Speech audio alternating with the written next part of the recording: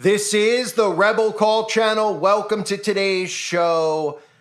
Ritual season has begun, and anytime stories like this come out, I feel the need to cover it because so many Christians, so many people out there have been duped into believing that witches and witchcraft is not real.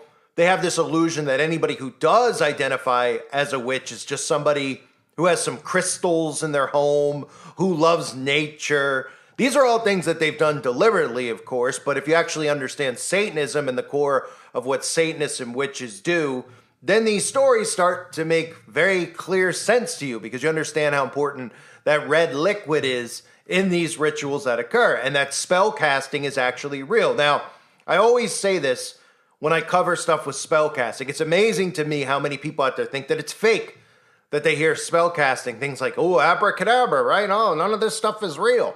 Yet it's so ingrained in them, they don't even realize it, right? They've seen all these movies that are about spell casting from Harry Potter. They get indoctrinated with witchcraft at a young age. Almost every single movie that Disney's ever produced has a tie-in to magic, not to mention the Magic Kingdom. All the themes in the movies have to do with magic. The glass slipper from the Rose and Beauty and the Beast, right? The apple, magic mirror. We can go on and on and on. Everybody should know this. So there's always been a mass indoctrination, even going back to stories like Hansel and Gretel, right? When you actually start using your brain and thinking about stuff, you'd say, why in the world were kids getting read a book about Hansel and Gretel who got lost in the woods, who stumbled upon a witch, who then fattened up the children before eating the children? But this is the stuff that they read to you at a young age to tell you that it's a fable. Most of those stories, of course, those old school, Little Red Riding Hood, they all have pretty human ritualistic sacrifice themes to them. So it shouldn't surprise anybody when a story like this happens. A woman was accused of cooking her mother's corpse, casting spells. Now, a lot of people out there who have heard this story, it's making their heads explode because they can't believe that things like this occur. But doing a little digging on the woman who supposedly did this to her mother, I'll show you how the signs are there where you could see that these people are actually witches. So the story goes that the woman was spell casting. People showed up at her property. She was casting spells on them. And of course, then she decided after killing her mother to cook her mother for a nice meal, right? So people out there naturally will just think that this is some lunatic type story. But if they actually understand how the occult operates, the people who do these things all the time are always protected because the people who do it all the time are pretty much your celebrities and your famous politicians and all these people in Hollywood and the music industry. But here's a clip of the story first so you can have an understanding of what it's all about.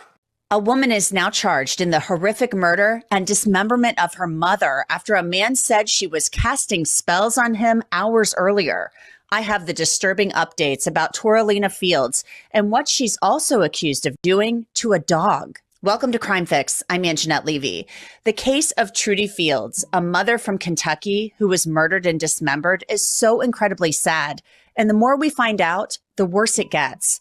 Fields' daughter, Toralina Fields, is now charged with murdering her, dismembering her, and cooking some of her remains on a stove at the home that they shared in Mount Olivet, Kentucky. That's between Cincinnati, Ohio, and Lexington, Kentucky. When I first told you about this, the autopsy was underway on what was believed to be Trudy Fields' remains. That autopsy is now complete, and that led to Toralina being charged with the murder of her mother. And now we're also learning from the grand jury indictment that prosecutors believe that Toralina Fields also tortured and killed a dog. The grand jury in Robertson County, Kentucky, indicted Toralina on a number of charges, including murder, abuse of a corpse, tampering with physical evidence, torturing of a dog with serious physical injury or death, and obstructing governmental operations. Even though she has been indicted this morning, she's not been served. So Toralina Fields was supposed to appear on video arraignment, but the murder indictment had just come down. Prosecutors didn't want to arraign her until she had seen the indictment, so that was postponed. Her mugshot is the only picture of her since the arrest. The victim is her mother, Trudy Fields. Investigators say she was shot in the head, stabbed multiple times, and Her body was dismembered. They also found body parts in a pot inside the oven. Tornolina was covered in blood. Officers say they had to use tear gas on her as she tried to cast spells on them. We obviously, everybody's angry and confused and stuff at why, but how do you say, I'm so sad and I want justice for my family member, but I'm so sad because is my other family member not okay? Where do we go? We are way in a gray area there. Yeah, now the family says Tortolina went to California a few years ago. They say she was a talented singer, a dancer, an actress. They say she was even in a few low-budget films while she was out there. But they say she had a motorcycle accident and she sustained a severe brain injury. And they're wondering if that may be at the root of all this. Reporting live, Brian Hemrick, WLWT News 5. Brian, do we know if she was into witchcraft before all of this? Yeah, we talked to the family about that. They say they were aware she was into witchcraft even before the motorcycle accident, but they say they didn't realize she had come back from California until all of this happened. Ashley?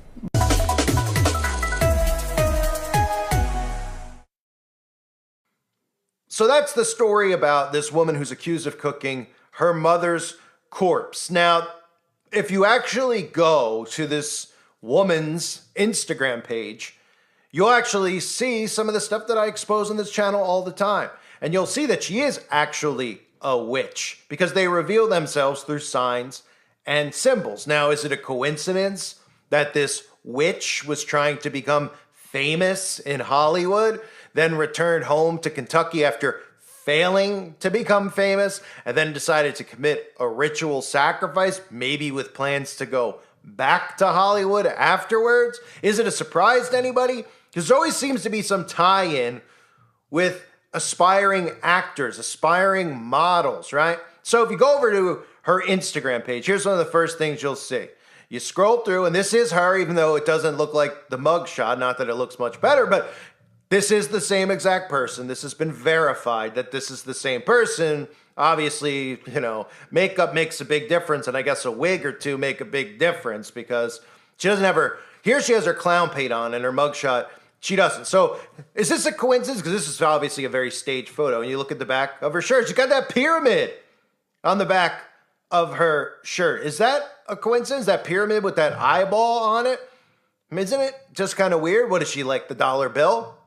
Is she a fan of all of these other celebrities who love to hold their hand up over their eye? Or is there a direct tie-in with the Eye of Providence and being a witch or a Satanist and practicing human sacrifice? Well, of course, there is a tie-in to that because people don't coincidentally just wear pyramids with eyeballs on their clothing, okay? Witches and Satanists do, and they get away with it. And it's not just coincidentally on your dollar bill. Somebody didn't just come up with the idea for the design of the dollar bill, and everybody just goes, that's really neat and cool, an eye in a pyramid. Could you explain it to us? And then they said, well, I was just fooling around, and I just, like pyramids. I thought it was a cool shape, and I was just looking in the mirror, and I said, I have a pretty eye, so I drew it that way, right? Does anybody ever think as to why these signs and symbols are around us constantly and there's repetition? No, they don't, because they've been trained not to look at signs and symbols. But signs and symbols reveal who these people actually are. So, coincidentally, of course, this person has the all-seeing eye and the pyramid on a coat, but I'm sure somebody out there will defend her, just like I'm sure somebody out there will defend her. Here she is on a black and white Masonic checkerboard floor doing some type of a photo shoot here, right? Now, just because this isn't a famous person that nobody really knows about doesn't mean that they're not involved in the occult, because there's lots of people who go out to Hollywood, who learn what it's really about, and they have no problem attempting some of these rituals or joining Eastern Star or joining Freemasonry if they're not already in. Because a lot of them go out there and they think this whole narrative that the government is built, and I say the government because that's who's really built this into people's minds about the American dream, this psyop, right? Oh, you can go out to Hollywood. If you're really pretty, you could be a famous model. If you're a really talented actor, you could be an actor. Then these people go out there. I call it the mouse and the wheel type theory. They chase after something that they could never get. They can never get it, not because they're not good enough, not because they're not good looking enough, because it's reserved for these people who are members of secret societies. Now, sometimes somebody on the outside could go out to Hollywood, meet somebody at a club or a bar who works for, let's say, a talent agency or something like that, who is obviously indoctrinated with secret societies and their rituals, and could tell them, look, if you want to get in, you're going to have to maybe meet somebody that come talk to this person that I know. They go, they talk to the person they know, is likely, in her case, an Eastern Star Witch, because that's the female branch of this. And they start saying, hey, you're going to have to go through ritual, you have to go through things, rites, they call them sometimes, but they're really rituals. And then you just get indoctrinated with it, and the rest is history, right? And these people don't even know what they're joining, but they get this psychosis they're in is so thick where they want to become famous so bad, they say things like, I'll do anything to become famous. And then they hear celebrities say, hey, it takes a lot of sacrifice to become famous, but they never connect the dots, right? You'll do anything to become famous, and then the celebrity tells you it takes a lot of sacrifice. Well, they're not talking about staying up late at night, working out at the gym. They're talking about literally sacrifice. So here's just a bunch of pictures of her with black and white symbolism around her. Of course, crescent moon symbolism. We always see like the Baphomet. They have an obsession with as above, so below, with the crescent moon. And is it a coincidence as well? Because ritual season starts October 13th. For anyone out there that doesn't know, that thinks just Halloween is a satanic day. It's actually a period. It's a season. October 13th to the 31st. You get your numerology with your reversed numbers, 31 and 13. We know 13 is significant to the occult as well, but so is reversals, right? Aleister Crowley and his law of reversals. So the 13th to the 31st. It's a coincidence, too, that this is another story that's out there, by the way, that the Satanic Temple has opened a religious abortion clinic promoting abortion ritual. Is anyone out there starting to see how this works? How important this red liquid is to these monsters? How they thrive off of it? They pretend that they care about reproductive, right? That's their number one issue, the Satanic Temple. They want to make sure people can get abortion. That's it. But nobody connects the dots with, why are they so obsessed with that? Why are they so obsessed with just this specific thing? It's their number one obsession because they care so much about women, right? But then when you look at the origins of Satanism and you look at how important the blood of a child, and then you say, oh, wow, yeah, there might be something to it, right? So we're seeing Satanism all around us every day. It's just a matter of how people are perceiving these stories that are out there. A lot of people see the story about the witch, right? She cast spells on the men that showed up on the property. Well, what do you think? She was just, speaking gibberish out of her rear end. She just started saying, I'm going to make up speech, and she was casting spells because she's a witch, because witches are real. And the sacrifice was clearly part of a ritual offering. You don't just do something like that, okay? Even if you want to say, hey, the people out there that look at things from a motive and a crime standpoint, if somebody out there wanted to look at it and say, well, maybe she got in a heat of the argument moment with her mom, right? Which still is ridiculous and psychotic that we even have to give somebody a reason to dismember someone else. But like I've talked about, a lot of the MK Ultra that's been going on over the last decade or so has literally, people out there think that they're just getting fed all these true crime shows for entertainment. They're programming people on how to kill and how to dismember, because back in the 90s, when we first started hearing some dismemberment stories, it was a huge thing. The whole Dahmer thing was a huge thing because of the dismemberment, how he kept and preserved the body, that kind of stuff. It was people's heads blew up. Now it's like every time you hear any kind of a story, a domestic, the husband and wife, and the husband ended up going after the wife or vice versa, and they cut their head off. And you're just like, what? Wait a minute, it's one thing even, you can't even defend the action of killing somebody else, but they're telling me that after doing so, they cut their arms off, their legs off, their heads off. They know how to do this, right? Because they've been taught to do this without realizing. And all these crime shows, they show the guy, right? Oh, he went to Walmart, he got a circular saw, and then he went home and he did it. I mean, they're literally training people on how to do these things, right? It's incredible. So you're telling me that then after all these things that this girl does with her mother, you can look at the connection to Hollywood, you can take it for what it's worth. You want to sit there and you want to say, well, she probably just wore a coat that had an eyeball on it. Oh, the black and white stuff, I don't believe that either. And okay. Why would you be cooking it I mean, this is literally like what Witchcraft 101, right? Puts it in a pot and puts it in the oven. Now, one of the stories they're trying to circulate now, of course, is that she had mental health problems because, again, they don't want you to think that witches actually exist and perform ritual sacrifice. But if you actually understand, whatever your take is on the witch trials and stuff, because, of course, there's multiple takes on the witch trials and who was really killed during the witch trials. Many believe Christians were. But let's just take the notion of how witches were getting exposed and Christians were going after witches and witches were getting run out of towns. Do you think they were doing it just because they smelled really bad and had armpit hair? They were doing it because this is what witches were doing. They were caught doing it. Not to mention the fact that this girl supposedly was also involved in doing something with animals. Animal sacrifice was mentioned, and who gets a direct tie into that? Witches and Satanists do as well. Now, they'll stand there and say that that's all make-believe, because when stories like this come out, all they need to do is say, oh, she fell off a motorcycle and hurt her head. Oh, so she suddenly learned how to spell cast because she fell off a motorcycle? Because that's the story now. They're saying, well, she had some problems. She had to come home. She had some mental problems. She fell, hit her head really hard. Also, then she magically learned how to spell cast, right? Because the people who came on the property we're talking about spellcasting. So you look at the mental health aspect and you say, well, maybe she just snapped and her mother had a dispute. She was cooking the mother. She was spellcasting out in the open.